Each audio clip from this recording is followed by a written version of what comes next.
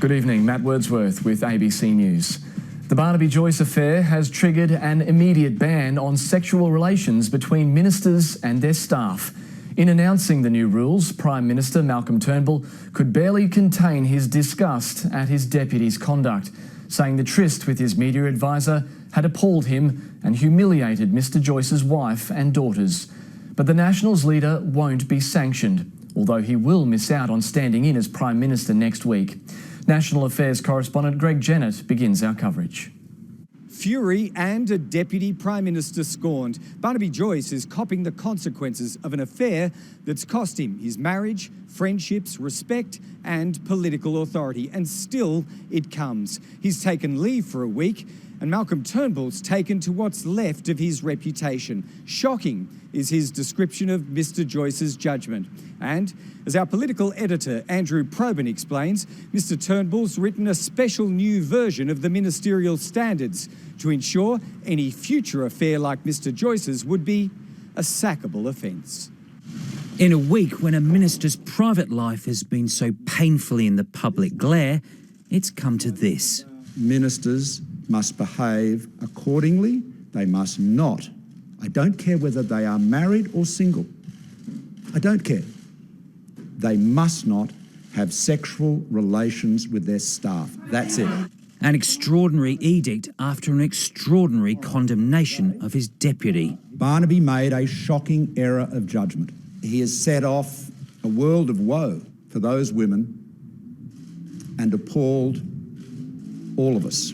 But actions that won't trigger Barnaby Joyce's dismissal. If he did what he did, last year, tomorrow or today, he would be in breach of the code. Careful, careful, careful.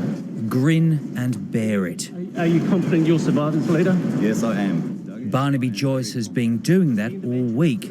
A horrible week for the government that saw him being sin-binned. The Deputy Prime Minister will be taking leave and accordingly will not be able to be acting Prime Minister while I'm overseas. A week off can't come soon enough.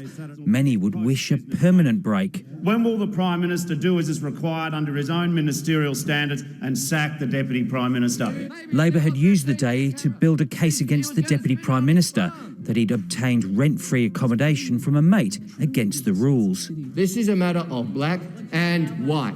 Mr Joyce doesn't deny taking an apartment 6 months rent-free from his friend Greg Maguire, but says it wasn't his idea. But I offered to pay for it.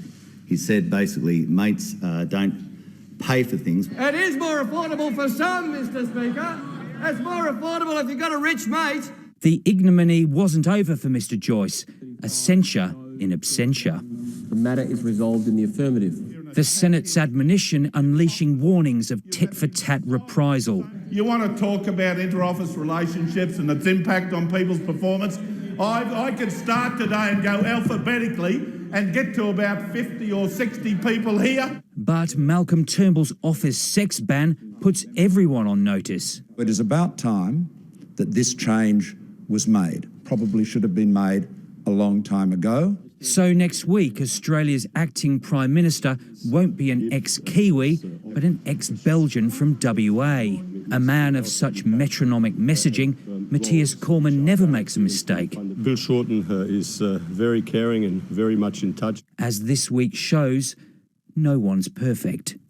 Well, as Andrew Probyn just outlined there, much damage has already been done, not only to Barnaby Joyce and to his party, but possibly to politics and to Parliament too. Our political editor is back with us now to assess the extent of that damage. And Andrew, firstly to Barnaby Joyce himself, can he survive this? Well, Barnaby Joyce has limped through the week, but longer term I think his future is a bit more doubtful. Malcolm Turnbull made it pretty clear today that had Barnaby Joyce been in the Liberal Party, then he'd be out. But he's not in the Liberal Party, he's in the National Party, and so he has no power on such things. That said, a Cabinet Minister told me earlier today that longer term it's untenable to have Barnaby Joyce as Nationals leader. And the Prime Minister seems very ambitious with his overhaul of the ministerial code. He actually wants to change the culture of this place entirely. Is that actually achievable? Well, he reflected on this male-dominated culture in which we work, and he also talked about how things have to change. Perhaps we do have to move with the times, as the Prime Minister says. But of course, the major criticism, the instant criticism and concern would be how enforceable is this? Is this realistic? And who suffers if such a sexual relationship is discovered between a minister and his staff? And I think that given that he has said that it's a male-dominated culture, will it be the women who suffer and not the men? Andrew Probyn, thanks for your analysis. Now, Parliament enters a week-long break from now. That doesn't, however, mean this is the end of the saga for Barnaby Joyce. It is, though, where we will wrap up our coverage here from Parliament House this evening and hand you back to your local newsrooms.